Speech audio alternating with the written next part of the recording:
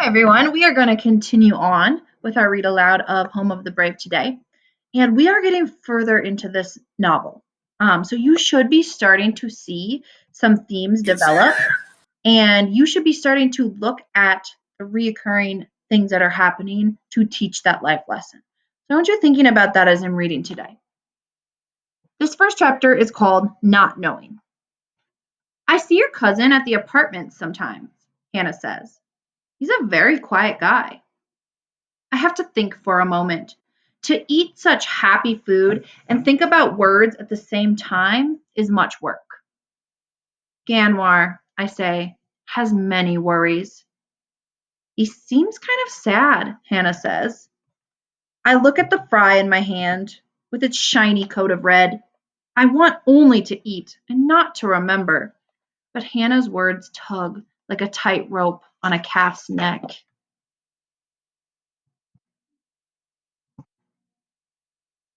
Ganwar lost his father and his sisters when the fighting came, I tell her. Hannah nods. Her eyes are blue and gray, or maybe green. I can't be sure. I remember a kind doctor at the camp with such eyes. How did he lose his hand? Hannah asks in a gentle voice. I don't know the words for this. Some English words I hope I never learn.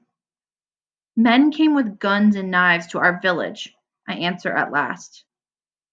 To be in such fighting, says Nishan, is very bad. And what about your family? Jaime asks me. I stop eating. I take a breath. My father and my brother Lual, they were killed by the government men. I saw it. I pause as a memory pokes at me, like a knife in my back.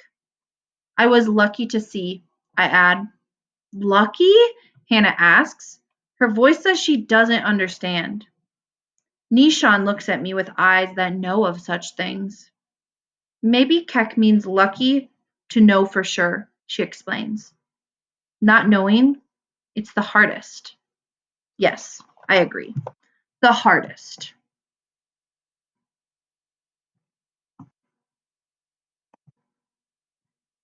How about your mom? Hannah asks softly.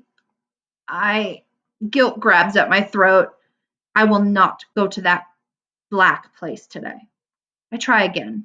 She'll come, I say. I'll wait here for her. Waiting is hard too, Hannah says, and I can see that she also knows sad places. I push my tray away. I'm not so hungry anymore. Notice how Keck is making connections to these friends. He's noticing that they all have gone through hardships. This could be possibly a life lesson, right? A theme of this story. Home. I take the school bus home. It's a long yellow car filled with screaming, laughing students and many paper balls wet with spit. I don't think it would be easy to drive such a car. My aunt is sleeping when I get home. Ganwar enters with a white basket under his arm. The washing machine's in the basement, he says. The what? I ask. The room way down at the bottom of the stairs. I'll show you later. He surprises me with a smile like Lual might have made, a big brother making trouble smile. You'll like doing the wash. It's my job, but if you want, I might let you help. Sure, I say, although I don't trust that mischief smile. I remember well how Lual and Ganwar used to tease and test me. Always I was the little child with foolish ideas and silly ways. Always they were too old to bother with me, unless it was for their own fun. The door to my aunt's room opens and she comes out slowly, yawning, stretching. How was school? She asks. You would not believe it, I say. They teach you and feed you, and I have my own desk. We're going to visit the zoo where animals live and the planetarium where stars live. And I'm going to learn how to dunk slam in a class called PE. Slam dunk, Yanwar corrects. Good, my aunt says. Good boy. And she fills a kettle with water to put on the cooking fire. I want to tell her more, but I can see that her mind is visiting other places. I think maybe I'll like living here in America, I say to Ganwar. Yeah, that's what I thought too. But you'll never really feel like an American, Ganwar says. You'll see.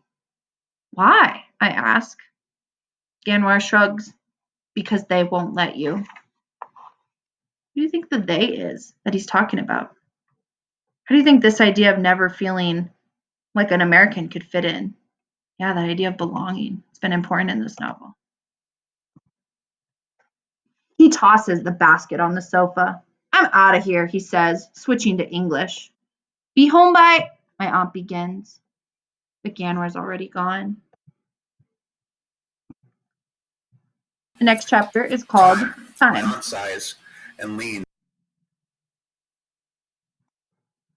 Time.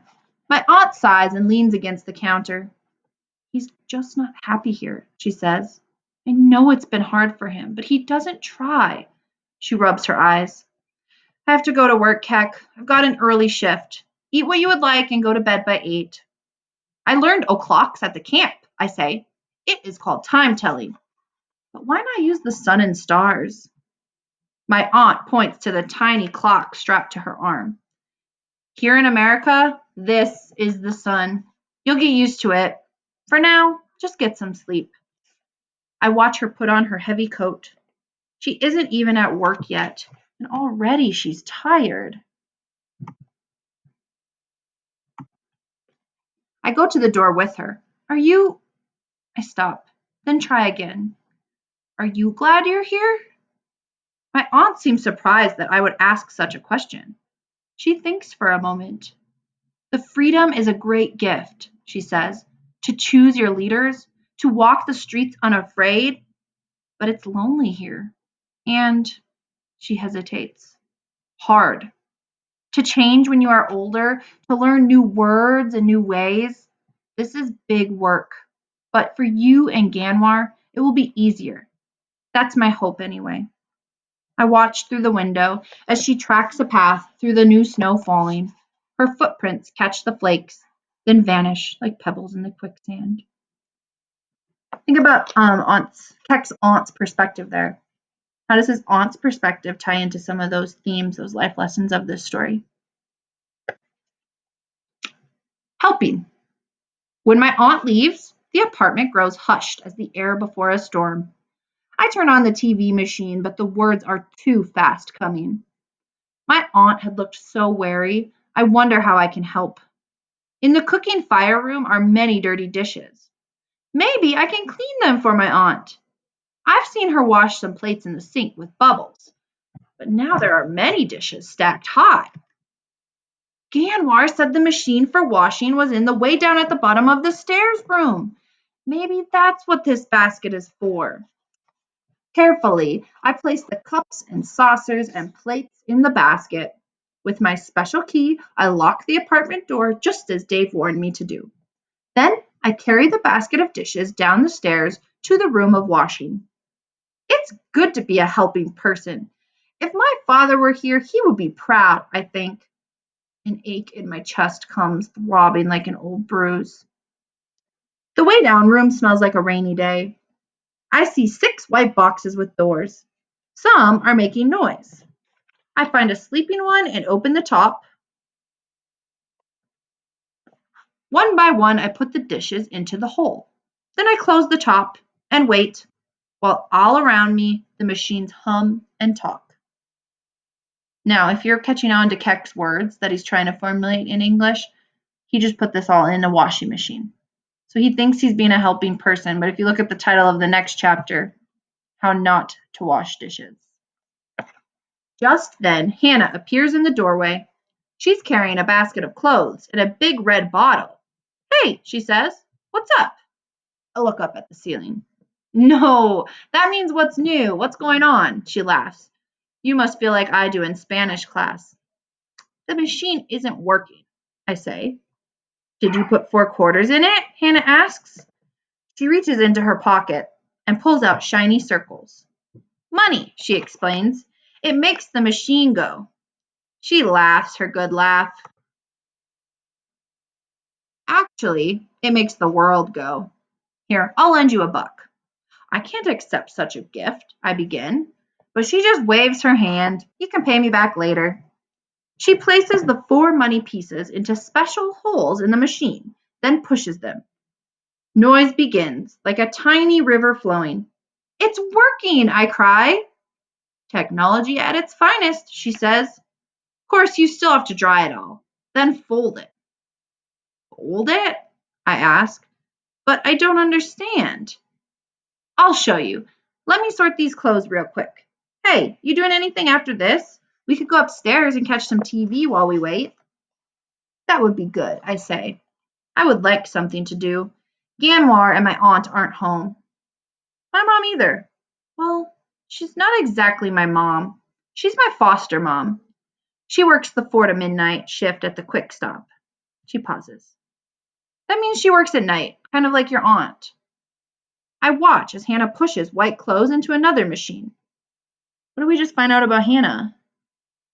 Yeah, she has a foster parent, which, if you know, it's kind of like someone who takes you in without fully adopting you. So we could wonder where Hannah's parents are. These machines, they wash clothes and dishes, I say, shaking my head. Mama will be amazed when she sees this. Hannah looks up. Did you say? But just then the river sound stops and my machine begins to shake like a crazed dancer under a full moon. It's eating my dishes, I cry. Please make it stop. Hannah lifts the top of the machine. The horrible noise of its giant teeth stops. She peers inside. Whoa, she says. I think this is what they call a problem with translation, not smart boy. I don't want to cry. A man must show strength in the presence of a woman. But if I had to choose between kissing a crocodile and telling my aunt the news of her broken dishes, I would choose the crocodile any day. I look into the hole. Hannah looks too. It is not a good thing to see. I have many more dishes, but they are much smaller. I look at Hannah. She looks at me.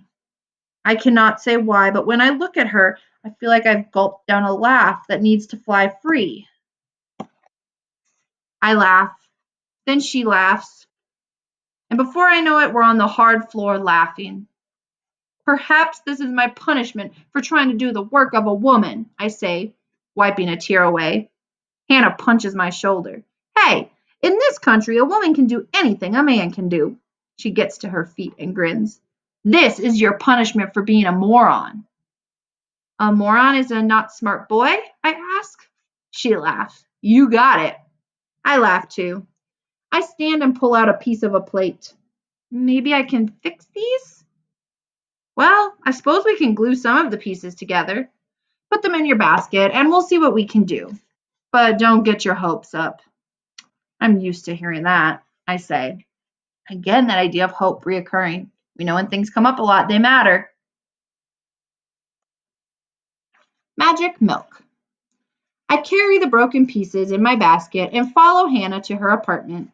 She has a key like mine around her neck on a string. Hannah's place of living is not like my aunt's. It smells of many things, some not so good. Everywhere are clothes and shoes and paper and dirty dishes. Sorry, it's a dump, I know, Hannah sighs. My last foster parents were total neat freaks. Do you have brothers or sisters? I ask. 3 older, 1 boy, 2 girls, all foster. My brother's working at Burger King right now. Don't know what my sisters are up to. My real brother lives with another family in St. Paul. Hannah begins opening drawers in the cooking fire room. I know we've got some glue somewhere, she says. Forgive me, I say, but I don't know what is a foster. Foster family. You stay with them when your real family is messed up. My mom's in rehab, and my dad's, well, he hasn't been around since I was a baby. She pauses. Sorry, I forget it's hard to understand me sometimes. Rehab is where you go if you do too much alcohol or drugs. I have seen many men in our village drink until they fall down and laugh too loudly, I offer. Forgive me, I say.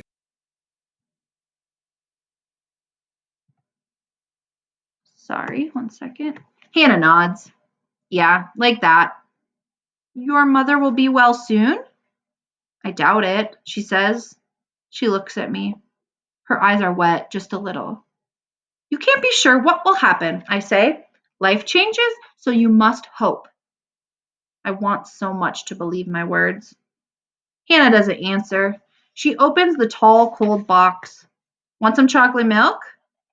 I know about chocolate. At the camp, a helping doctor gave me a small piece to try. This is what laughing tastes like, I told her.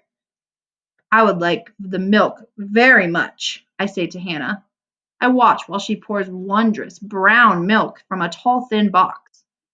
In the camp, people told me America was a great country, I say, but I never dreamed you would have cows that give such milk. Hannah groans. The world's oldest joke, she says, but I don't understand her meaning. Where do you find this milk? I ask. Grocery store.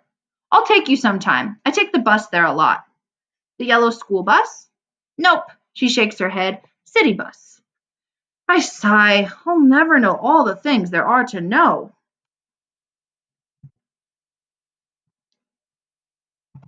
Hannah tilts her head to one side. Don't worry, it'll get easier. I'll help you. How come you are so helping to me? I ask. Hannah thinks for a moment. I don't know. Guess I've moved around a lot myself. Not like you, but I kind of know what it's like to not know things. She clinks her glass against mine. Here's to crazy glue. I don't understand those words either, but I don't care. My mouth is too busy rejoicing. So, what do you think? What could be a theme of this story or a life lesson?